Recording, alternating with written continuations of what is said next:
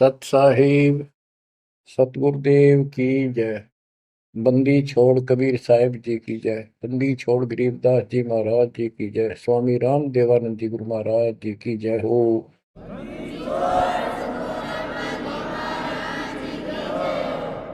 सर्व संतों की जय, सर्व भक्तों की जय, धर्मी पुरुषों की जय। श्री काशी धाम की जय, श्री सुडानी धाम की जय, श्री क्रोथा धाम की जय, श्री बरवाड़ा धाम की जय। सत साहिब परम पिता परमात्मा कबीर जी की असीम मृदा से बच्चों, आज आपको अपने घर का पता चला। ये अरहट वाले कुएं में, ये अरहट का कुआ लोई या गलबंदा है सब कोई, कीड़ी कुंज पर अवतारा, हर हट डोरी बंधे कई बारा। इस हर हट जैसे कुएं में बहुत बार चक्कर काट चुके हो। अब इस झंझट से छूटने का समय आ गया। आप किसी से पूछ लो, कोई भी मरना नहीं चाहता, पर सबको पता यहां रह भी कोई नहीं गा। यह समस्या क्यों है? ये इसलिए है कि अब मृत्यु अच्छी चीज नहीं, सबसे घटिया ये है। फिर उम्र दोस्त था, जब तक जवान रहता है रोजी रोटी के चक्कर में उलझा रहा है, बस की बात नहीं। यहाँ की व्यवस्था ऐसी है, छोटे छोटे बच्चे होंगे, उनके पालने के लिए मर मिटता इंसान और करना पड़े, देखे जहां भूखे बैठे। तो ये मजबूरी है अपनी। और फिर सारा जीवन बच्चों को पाल पोस के पढ़ा के शादी कर दी, उनके बच्चे हो गए। बच्चों, अपना कर्म के साथ जीव आप बैठे, बच्चे कितने अच्छे हों, कितनी अच्छी बहू आ जा पुत्रवधु, लेकिन कर्म में दुख है तो कोई न कोई इसी आंट चला देगा काल। वो चाह कभी आप उसकी मदद नहीं कर पाओगे, उसके कर्म ना करने दे। जैसे आपको बताया, या फिर कोई ऐसी बीमारी हो जाएगी, बच्चे भी, बेटा भी, पुत्र वधु भी दूर बैठ कर रोने जाएंगे, और वो चिल्लाए जा। सास या ससुर कोई भी है, वो कर्महीन इंसान दुख तो आवेंगे। वो दवाई भी जो आ सके हैं अच्छे हॉस्पिटल में ले जाएंगे, लेकिन उस दुख उस दर्द 2900 न कौन मिटा होगा। बच्चों, बहुत बार समझा लिया आपको, कभी आंख नहीं खुलने देता ये काल। केवल सतगुरु शरण में आने से इस काल का प्रभाव हट जाता है कुछ समय के लिए। और तब ये बातें अच्छी लगती हैं, ना कोई गाना, ना कोई बेंजू बजे, ना कोई अच्छा सुर निकाल ले जाते। केवल ये परमात्मा की अमर कथा सुनाई जाती है, उस दाता की बोली, उस कबीर परमात्मा की महिमा सुनाई जाती है। और धीरे धीरे जब पाप कम होते चले जाते हैं, यह इतनी अच्छी लगती है। वो गाने सुना करते भगवती एक अन्य के लिए लगते हैं इनके सामने। तो पाप कर्म जितने कटते चले जाएंगे, इतने ही ये आत्मा का आहार इसे अच्छा लगने लग जाएगा। ये बहुत सी घटनाएं सारे घट रही हैं, पर एक आधा सुनाने से सभी समझ में आ जाती है। एक व्यक्ति को अधर्म मार गया, पैरालिसिस होगा, और उसके 4 एकड़ जमीन थी, उन्हें 16 एकड़ बढ़ा दी। सारी जिंदगी मेहनत करी खूब कंजूसी के साथ। भगवान को जाने कौन था, कोई सुनता ही नहीं भगवान के बारे में। तो उसको 4 लड़के हो गए, चारों की शादी कर दी, चारों अलग अलग हो गए। उसको पैरालिसिस हो गया। अब उसको कोई नहीं उठा उन चारों में था, और बच्चे उसके पास से निकल जा। गांव के व्यक्तियों को पता चला, वो आए, उन बच्चों को समझाया, भाई बाप है, इसने कितना कुछ किया तुम्हारे लिए, कुछ तो शर्म करो। तो एक ने शर्म के मारे कुछ 10-5 दिन की सेवा फिर छोड़ दी। फिर उनके रिश्तेदार बुलाए, पंचायत हुई। रिश्तेदारों ने ये कर दिया, भाई इसके 16 किले ने 5 हिस्सा में बांट दो। तो 3 एकड़ जमीन तो इसका हुआ है, इसको दो, 3 किले इसके छोड़ दो, और जो इसकी सेवा करेगा वो लो। तो छोटे वाले की पत्नी बोली जी हम ले लेंगे, हम संभालेंगे। वो लालच में वो बला ले ली, बला हो जाती है ये कर्महीन इंसान। और 1 महीने बाद से फिर छोड़ दी। फिर गांव के व्यक्ति आए, मेरे भाई क्यों नहीं संभालते तुम? वो बोलिए किले भी ले लो, मारो बस का कोई सबके बीच में। तो गांव के लोगों ने एक नौकर किया, 3 एकड़ जमीन में से उसका जो खर्चा वर्ता उसको ध्यान लगे। तो जब वो पंचायत हो रही थी, बताओ था एक आदमी, और हमने देखा कई जगह ऐसी घटना घटी। तो जब वो पंचायत में आ रहे थे, रिश्तेदार आ रहे थे, वो खाट में पड़ा पड़ा नाड़ नाड़ हल्ला है, और पोता आ गया उसका।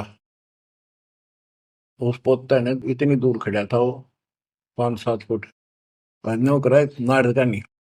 अब मेरे आजा, आजा लाड कर भाई नो, नाड़ नाड़ लर्ज के नो दिखा कर मैं इससे प्यार करना चाहता हूँ, और वो दूर बात।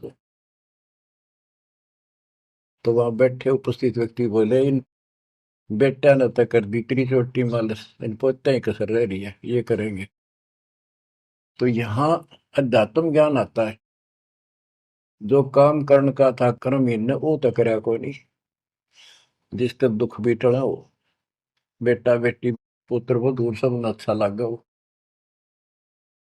तो बच्चों यू काम करण का है, यह सबके साथ बढ़ जाएगी जाए भगवान की शरण में नहीं रहता।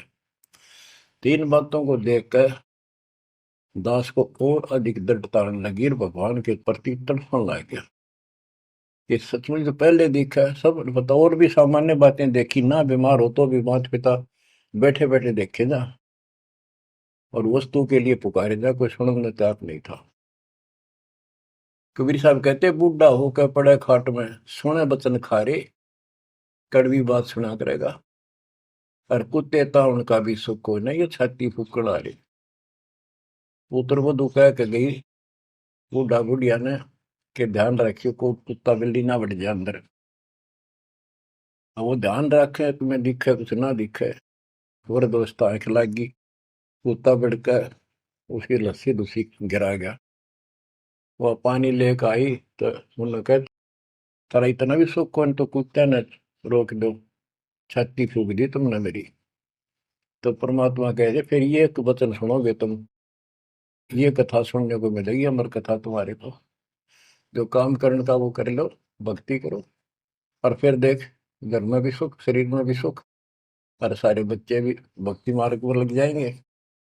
बच्चे सत्संग में जाएंगे, उनके मन दया पैदा होगी, भगवान का डर होगा, उनको अपने कर्तव्य का ज्ञान होगा कि माता पिता की भी सेवा करनी चाहिए, इन में पाला पोसा है, दया बनती है अंदर इस ज्ञान से। तो बच्चों इस भक्ति इस सत्संग के बिना इंसान ऐसे जड़े डोका मर जाता है। और जब तक ये ज्ञान नहीं होता वो काम हमने सबसे उत्तम, और बस इतना ही ठीक है, वो अच्छा लग रहा था। तो यहाँ कबीर साहब कहते सतगुरु के उपदेश का सुनिया एक विचार, जय सतगुरु मिलते नहीं फिर जाते यम द्वार। वो दुख और आगे देखो, मृत्यु के बाद यम के दूत घसीट के ले जाएंगे धर्मराय के उस न्यायाधीश के दरबार में, फिर उनका फैसला होगा इसको नरक में डालो, इतने वर्ष, इतने दिन, इतनी घड़ी कैलकुलेटेड होते होंगे। यम के दूत उनको लेकर चलते हैं तोड़ के तोड़ने क्यों, 1 लाख का हिसाब हो डेली, दे लट्ठा दे लट्ठा। वो नरक से वापस भाजे, उनका लठ मारे भाले ठोकर में, जबरदस्ती लात मार के ठोकर मार के नरक में गिरे। कहते नरक द्वार में दूत सफर करते खेचा तान, उन तक कबू ना छूटता करता चारों खाली। नरक भोग का फिर चार खानी में भरमता, कुत्ते गधे शोर बनता, और कभी ना लगता पार, सो फेरा सब मिट गया मेरे सतगुरु के उपकार। बच्चों समझ लो इन बातों को, और देखो मालिक की दया। ये बातें कदे हमने दादे परदादा कभी ना सुनी, माता पिता से नहीं सुनी। उसकी दया विधाता की। और आज ये अच्छी लगे और बात एक भी अच्छी नहीं लगती। वो तो बेतुकी बातें हैं। थोड़ी देर बातें करनी पड़ती है इधर उधर की, 2 मिनट बाद में सोचा ही जा तो जा अपना परमात्मा ने याद करे। तो यह लगन अलग से लगेगी, इस सत्संग से लगेगी। और भक्ति सुमन दान करोगे या सेवा, ये सारे मिलकर आपको निर्मल करेंगे। आपको हर तरह से शक्ति आत्मा को मिलेगी।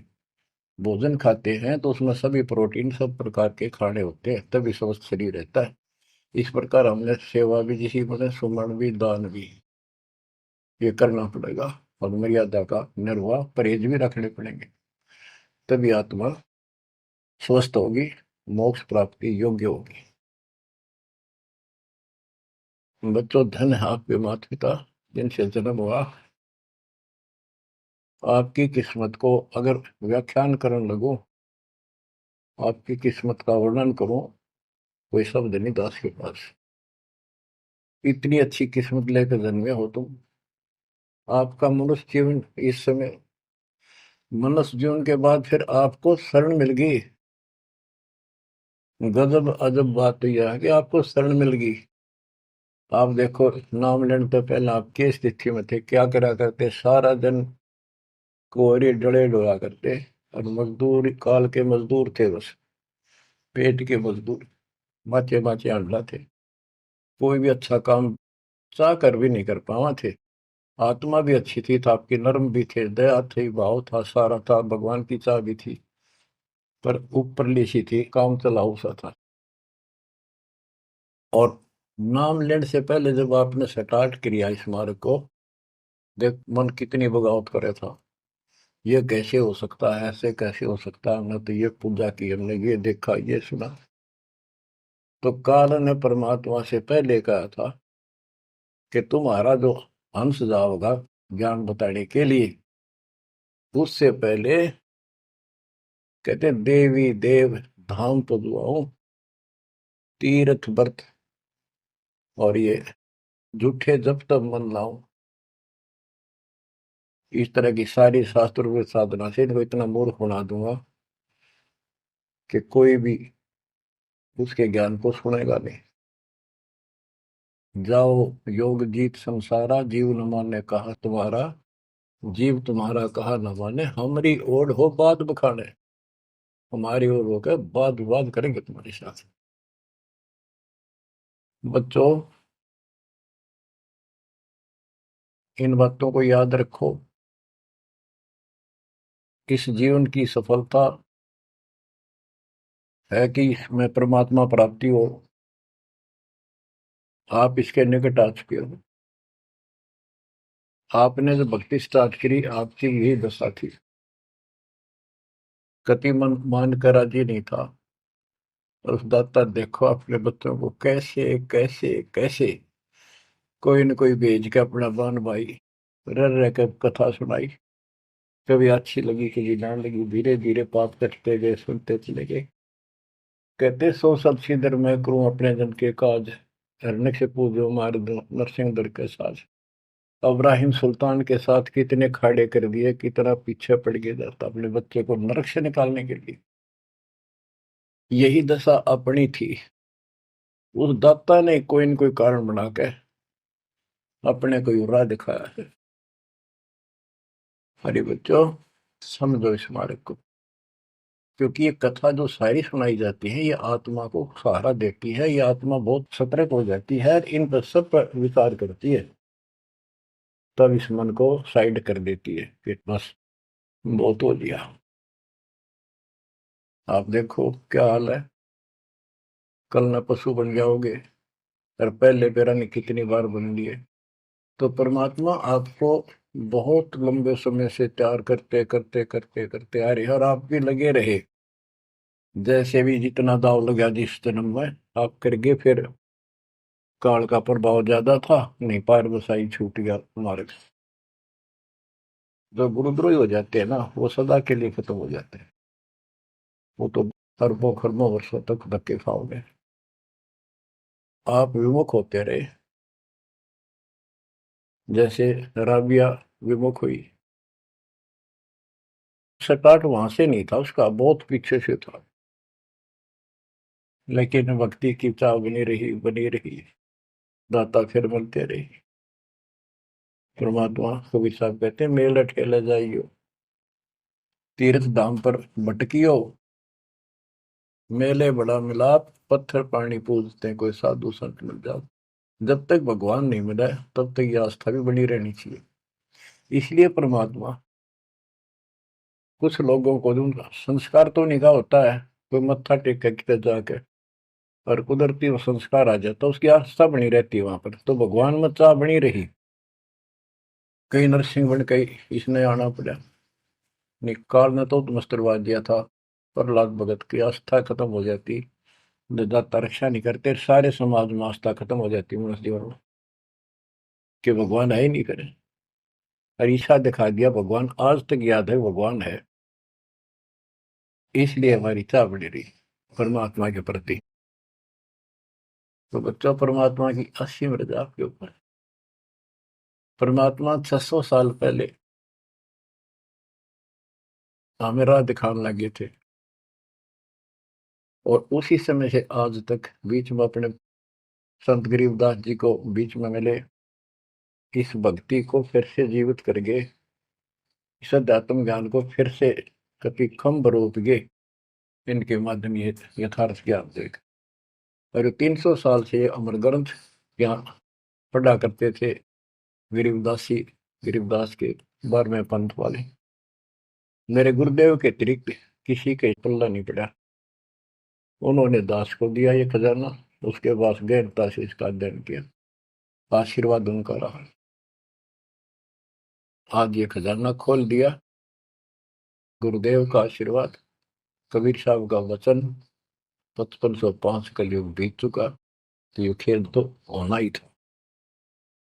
और क्या गंगा आएगी, मोक्ष करने वाली असली गंगा ये है सत्संग।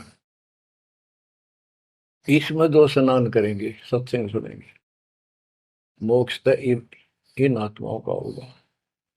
अब्राहिम सुल्तान को कैसे निकाला, उसके कोरडे तक खाए मालिक ने अपने बच्चे के, बता के लागत था, क्या नाता था उससे। अब यहां विचार कर लो, उसका हमारे से क्या नाता है, कितना गहन नाता है। वो हमारा पिता है, वही हमारी माँ है। उस परमात्मा में हमारे प्रति माँ और पिता दोनों का मोह है, कितना जबरदस्त हो सकता है वो देखो। तुम अपनी गलती से फंस गए, पर वो बैठा उस पर भी नहीं जाता खाली, कि कुछ तो निकालो काल के जाल से। आप आंख खोलो, इस मार्ग को दृढ़ता से ग्रहण करो, बच्चों वाली बातें छोड़ दो, सारा संसार एक तरफ हो जाए, आपने एक तरफ होना पड़ेगा। जैसे मीराबाई को कहा उसकी माँ ने, सत्संग में जाना मेरा छोड़ दे, आए मारी लोग कर तकरार, सत्संग में जाना मेरा छोड़ दे, सत्संग में जाना मेरा ना छूटे री, सत्संग में जाना मेरा ना छूटे री, तारी चाहे जड़ कमरो संसार, सत्संग में जाना मेरा ना छूटे। इस दशा में, इस स्थिति में आपको आना पड़ेगा। ये संसार साथ नहीं जाएगा, ये संसारिक व्यवहार आपका कति काम नहीं आऊगा। ठीक है, बेशर्म होना भी नहीं, जितना हम समाज में सहयोग कर सकते उस तरफ में रहना पड़ेगा। प्यार दें सबको, नमस्कार करें, बड़े छोटे की कदर करें, अच्छा व्यवहार करें, हेल्प करें, लेकिन जहां अपने भक्ति में बाधा हो उस पर नमस्कार करें, हाथ जोड़ लें दूर तक। बच्चों, गरीबदास जी बताया है, गोरख से ज्ञानी गणे और सुखदेव दती जिहान, सीता सी गो भारिया संत दूर स्थान। पुण्यात्मो, आपको अध्यात्म सिलेबस, ये अध्यात्म का पाठ्यक्रम पढ़ाया जा रहा है, दास टीचर है, और इसको बार बार रटवाऊंगा, बार बार समझाऊंगा, क्योंकि टीचर सारा साल उस सिलेबस को रह रह कर रिपीट करवाया करे, तब बच्चों के आत्मा में, उसके मन में, बुद्धि में वो सेट होता है। तो बच्चों, आपको ये सिलेबस दास बार बार रिपीट कराएगा, और ध्यान से उत्सुकता से सुनते रहना। परमात्मा के ज्ञान को, सत्संग को सुनो जब कति एकाग्र चित्त से सुनो। गरीब गोरख से ज्ञानी घने, सुख देव जति जिहान, सीता सी बहु भारिया संत दूर स्थान। अब आपको अमर ग्रंथ की अमर वाणी का कुछ अंश सुनाऊंगा। जैसे दास की बुद्धि काम करेगी, इसको सरल भी बनाऊंगा। गरीब, यह गरची जब पांडव राजा, नो नाथो नहीं ना दुबाजा, 84 सिद्ध रिद्ध सब मोहे, पूर्ण ब्रह्म ध्यान नहीं जो है। अब क्या बताना चाहते हैं संत गरीबदास जी, कि जब पांडवों ने अश्वमेघ यज्ञ रची, तो उसमें 33 करोड़ देवता, 88,000 ऋषि, ब्रह्मा विष्णु महेश तक उपस्थित थे, 12 करोड़ ब्राह्मण, और ये गिरिपुरी, इनका गिनती नहीं, 56 करोड़ जहां थे या दो, शंख पचायन नहीं बाजा ना दो। तो कहने का भाव ये है कि गोरख से ज्ञानी गणे, सुखदेव जति जिहान, प्रसंग ये है। और सीता सी बहु बारिया संत दूर स्थान। पांडवों ने अश्वमेघ यज्ञ क्यों की थी? श्री कृष्ण जी जो उनके गुरु थे, त्रिलोकीनाथ विष्णु अवतार, उन्होंने बताया था कि तुमने, क्योंकि युधिष्ठिर जी को भयंकर स्वप्न आने लगे, बेचैनी होगी, भूख गई, रात की नींद गई, वैद्यों से इलाज करा लिया, कोई आराम नहीं हुआ। श्री कृष्ण जी के गुरु थे, उनसे समाधान जाना और कारण पूछा कि ये हुआ क्यों। तब श्री कृष्ण जी कहते, तुमने जो बंदूक घात किए हैं, युद्ध में, महाभारत में आदमी मारे और अपने प्रियजन मारे, रिश्तेदार मारे, ये पाप वो हानि कर रहा है, वो सेध रहा है। समाधान ये है कि अश्वमेघ यज्ञ करो और पूरी पृथ्वी पर न्योता दे दो, कोई आओ, धर्म यज्ञ करो एक, और धर्म यज्ञ सफल होगी तो तुम्हारा ये दुख दूर होगा, अन्यथा नहीं होगा। और यज्ञ संपूर्ण होने की, सफल होने का चिन्ह बना दिया, बता दिया निशानी, कि एक शंख 5 मुंह का, पंचानंद शंख, उसको पंचजन्य भी बोल देते हैं, पंचायन, आनंद माने मुख होते हैं, पंचानंद 5 मुख का शंख एक अलग स्थान पर रखा जाएगा। वो कोई बजाएगा नहीं, आप पर बाजेगा।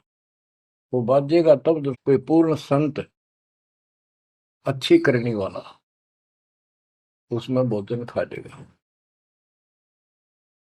तो 33 करोड़ देवता बुला लिए, 88,000 ऋषि आगे, 12 करोड़ ब्राह्मण आगे, तो किसी से भी शंख नहीं बजा। न्योता देने के लिए चारों पांडवों की चारों दिशा में ड्यूटी लाई थी, युधिष्ठिर ने छोड़ दिया कि भी न्योता दे का निमंत्रण दो। भीम का निमंत्रण देने की जो दिशा थी, ड्यूटी थी जिस साइड में, उसमें सुदर्शन नाम के एक सुपच, जिसे आजकल शेड्यूल कास्ट कहते हैं, उसमें सुपच कहते थे, और वाल्मीकि जाति में थे वो। भीम वहां गया। भीम ने उनको निमंत्रण दिया कि भगत जी हमारे वहां आइयो, और मैं युधिष्ठिर राजा का भाई भीम हूं, और ऐसे ऐसे हमने एक अश्वमेध यज्ञ रची है, आप आमंत्रित हैं। तब सुदर्शन जी ने कहा, सुपथ ने, कि भीम तुमने तो इतना पाप कर रखा, कसाई भी फीका पड़ गया। तुमने ऐसा जुल्म कर दिया, वो बहन आज तक रो रही है जो विधवा होगी सैनिकों की, उनके बच्चे टक्कर मार रहे हैं, माँ से पूछ रहे हैं पिताजी कब आएंगे छुट्टी। उनकी माँ एकांत में ज्यादा रो रही है, तुम बैठ के ठाठ कर रहे हो और तुम मौज कर रहे हो, तुम तो नरक में डाले जाओगे। मुझे बुलाना है, जो अश्वमेध तुम करने जा रहे हो, ऐसी अश्वमेध 100 का फल मुझे संकल्प करो, 100, तब मैं तुम्हारे जाके रोटी खाऊं, ना कौन पड़े से नरक में। अब अहंकार था भीम को कि हमारी यज्ञ तो सफल होनी है, क्योंकि श्री कृष्ण जी रहे साथ। तो उस भगत को कहा कि तेने आना होता जी, फालतू ना बोले, कि तेरे बिना वह काम अड़ा है, हमारे कोई आंट नहीं लगती। तो सुदर्शन जी चुप हो गए, साकेत और सवान को उल्ट जवाब ना दे। जब उनका कति संपूर्ण नहीं हुआ, वो काम नहीं बना, 33 करोड़ यादव सारे आ लिए, सबने भोजन खा लिया। शंख नहीं बजा, जब एक दूसरे के मुंह को देखा, वो उपस्थित ऋषि संत देवता ये बतला रहे हैं कि इनके पाप घने कर लिए इनने। हाँ, शंख बजेगा कहाँ से, अपने ऊपर ना लेते। अब जैसे ये माया के अंग का प्रसंग है, वाणी वो चल रही है कि इस देवी ने, इस माया ने काल के दबाव में यहाँ सबको भ्रमित कर रखा है, सत साधना करने नहीं देती, शास्त्र साधना में डरे डुबावे। कर तो काट रहा है, लेकिन यह उसके दबाव में आ गई, या क्या करे, फंस गई, इसके साथ आकर निकम्मे गए। तो बच्चों, तब युधिष्ठिर बोला, महाराज हमारे पाप गणे हैं भगवान, ये तो कभी नहीं बच जाए। तो मन पता है क्या हाल हो रहा है, वो मेरे स्वप्न में भी दिखाई देते, वो बच्चे रोते हुए, उनकी विधवा रोती हुई टक्कर मार रही है। कृष्ण जी बोला, भाई इस शंख न बजाने वाला आया को नहीं। भीम को बुलाया कि बताओ इस साइड में किसकी ड्यूटी थी निमंत्रण देने की, कि भीम की थी। भीम से पूछा कि तुम ऐसे ऐसे, एक सुदर्शन नाम का संत है, उसको न्योता नहीं दिया। वो बोला, जी निमंत्रण दिया था, पर वो तो कुबोल आदमी है, ये बातें बोली है कि तुम पापी हो और अपराधी हो, वो तो गलत बोला। कृष्ण जी बोले, आपने क्या कहा। भीम बोला, मैंने कह दिया तो नाना होता जी, आपने ना तो मत आइए। श्री कृष्ण जी बोले, सारा काम खराब कर दिया, साधु संतों से ऐसे नहीं बोलना चाहिए, वो जो कहते हैं उसमें कोई दम होगा बात में। तुम तो सारा काम बिगाड़ दिया, अब बता क्या करेगा। इतना पैसा लग गया, बात वही की वही, थोड़े मुंह हो गया भीम का, कहते माँ चिरा था, तक के दिफा था। श्री कृष्ण जी बोले, बैठ साले, रथ तैयार करो। उस दौरान जब यह घटना घटी, उसमें परमात्मा करुणा में नाम से प्रकट थे कबीर साहब, और सुदर्शन उस करुणा में परमात्मा के बच्चे थे, शिष्य थे। सुदर्शन जी ने अपने गुरुदेव को जाके बताया कि महाराज ऐसे ऐसे वो भीम आया था, और मैंने उसको बोल दिया भाई ऐसे ऐसे कर। परमात्मा बोले, बा वो यज्ञ तो उनकी पूरी हो को ना, उन तो वो सारे माया के पुजारी बैठे हैं, वह फिर आएंगे, तू खिसक जाए यहाँ पे। सुदर्शन जी तो निकाल दिए, परमात्मा सुदर्शन रूप बनाकर बैठ गए। पांचों पांडव छठे कृष्ण जी गए, 1 योजन 12 किलोमीटर दूर रथ से उतर लिए और पैदल चल पड़े। जाके श्री कृष्ण जी ने दंडवत प्रणाम किया तो पांडु तापा मरे पड़े थे, पांचवा ने उन्होंने किया। तब सुदर्शन जी बोले, एक सुदर्शन जी कहूंगा मैं, क्योंकि ये फिल्म है, फिल्म में जो रोल जो करता है वही बोला जाता है। सुदर्शन जी ने कहा, आओ त्रिलोकीनाथ, कैसे आना हो गया। श्री कृष्ण जी बोले, हे सृजनहार, हे सारी सृष्टि के रचनहार, आप जानी जान हो, ये पांडव है और ऐसे ऐसे नहीं, अश्वमेध यज्ञ की है वो, आपके बिना संपूर्ण नहीं हो सकती। आप दया करो और भीम की गलती को माफ करो। सुदर्शन जी बोले, भाई मैंने जो शर्त रखी थी वह पूरी कर दो। भीम ने पूछ लो क्या शर्त थी मेरी, वो जी पता हमारे को। तो श्री कृष्ण जी ने कहा कि संत मरण को ऊंचा लियो, तज माया अभिमान, जो जो कदम आगे रखे, सो सो यज्ञ समान। ये देख लो, किसी में इतना भी अहंकार नहीं है। आज ये कति टूटे पड़े हैं, सारा खर्च हो लिया पैसा, बात वहीं खड़ी है। और वहां से लेकर यहाँ तक हम आए हैं, जितने हमारे कदम बढ़ते हैं वो सौ सौ यज्ञ समान, वो एक कदम एक यज्ञ के समान है। अपनी सौ रख लो, बाकी हमारी जोड़ी में डाल दो, हमारा भी कल्याण हो। यानी आदिन्य का भाव संत के सामने होना चाहिए। संत के साथ भगवान होता है, भगवान को अहंकार कति पसंद नहीं। तब साधु भूखा भाव का, धन का भूखा ना, ना किसी में माँ का भूखा। उससे पहले जब पहली बार यो भीम गया था तो निमंत्रण देने, एक तालाब में नहा के आया था और उसमें खूब गोते मर मर नहाया, पैर भी नहीं टिके थे। सुदर्शन जी बोले कि भीम, यह मेरी माला तार के दिए खुट्टी पर था। भीम चला, खुट्टी पर हुआ माला सुमरनी तारन लग गया। उस पर उतरी नहीं, टस से मस नहीं हुई, पसीने आ गए। जब सुदर्शन जी बोले, भीम उधर बड़ी डींग मारा था कि युद्ध नहीं जीतता जाता, एक का मारू था 10 मरे थे। और ये माला ना उठी तेरे थे, छोड़ के आ गया, दूर खड़ा हो गया। और कोई दिखाना भी जरूरी था कि कुछ है इसके पल्ले, ना तो उनके मन में फिर दूसरा देता। ऐसे हाथ किया परमात्मा ने, वाला अपने आप उठ के उनके हाथ में आ गई। धर्मदास या घना अंधेरा, बिन परचय जीव जम का चेहरा।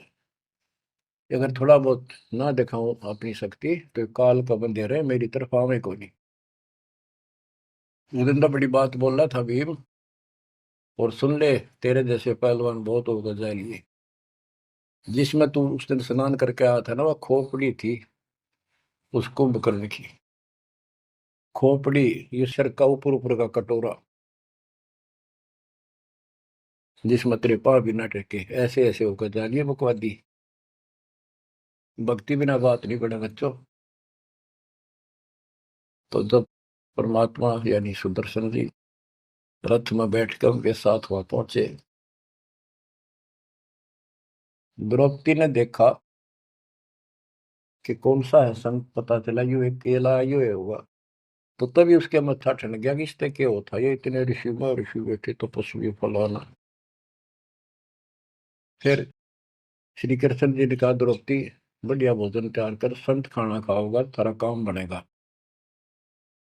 तो द्रौपदी ने सोचा, बढ़िया भोजन बनाऊं, कई प्रकार के पकवान बनाकर थाली में नारी नारी कटोरिया में रख कर दिए।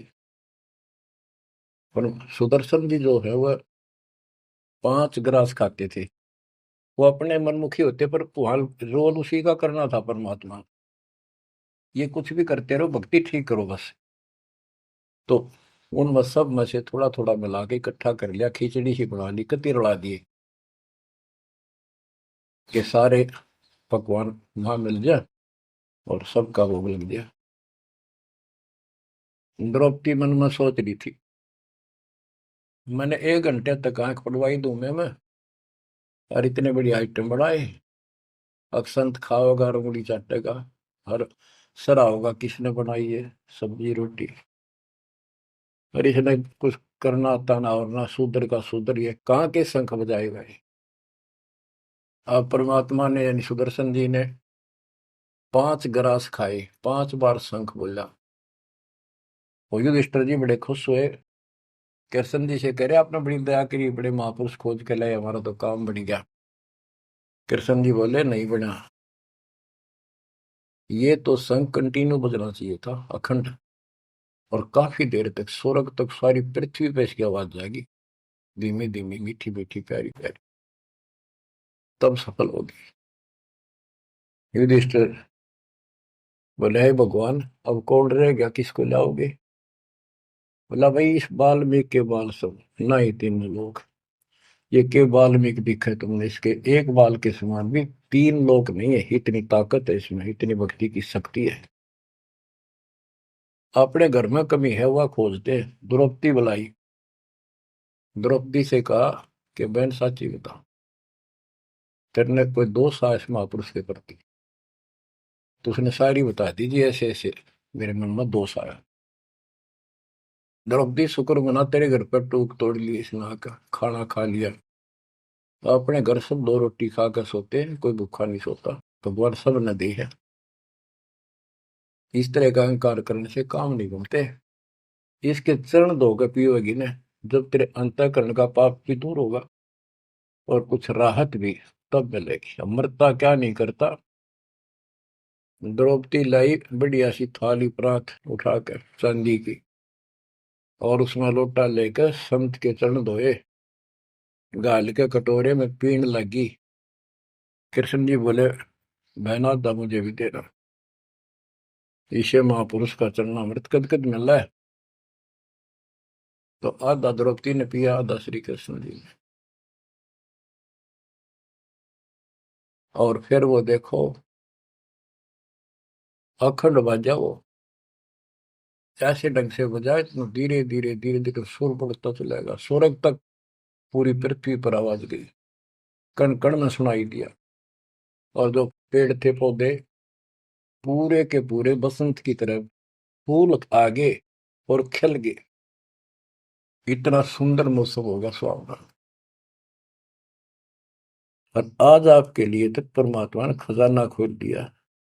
बच्चा बच्चा एक दूसरे को सपोर्ट करता है, परमात्मा ने ये कहा, परमात्मा ने ये कहा, ये प्रमाण है। आपको मोक्ष में कोई दिक्कत नहीं आने की, समर्पित हो जाओ। इन बालकों की कथा ना समझना कदे, ये डूम बाट के गीत नहीं है, ये समर्थ की बताई सच्ची कथा, ये सत्यनारायण कथा है।